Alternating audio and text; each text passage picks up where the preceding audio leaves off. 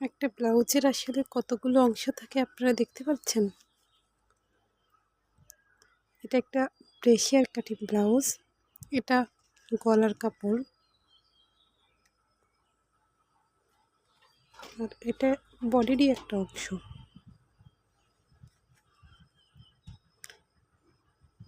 এটা শেপ, যেটা দিয়ে এটা জোড়াইতে হবে।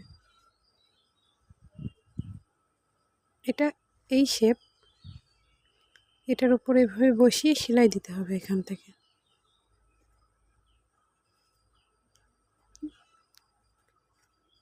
এই যে এটা আর একটা শেপ, পুট। আমরা বাংলা ব্লাউজে যেভাবে পুট কাটি, এটা ব্রেশিয়ার কাটিংয়ের সেই রকম একটা পুট।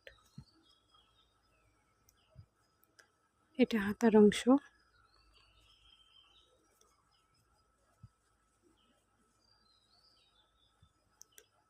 এটা বেঁচে যাওয়া কাপড় আর কি, এটা পিছনের অংশ।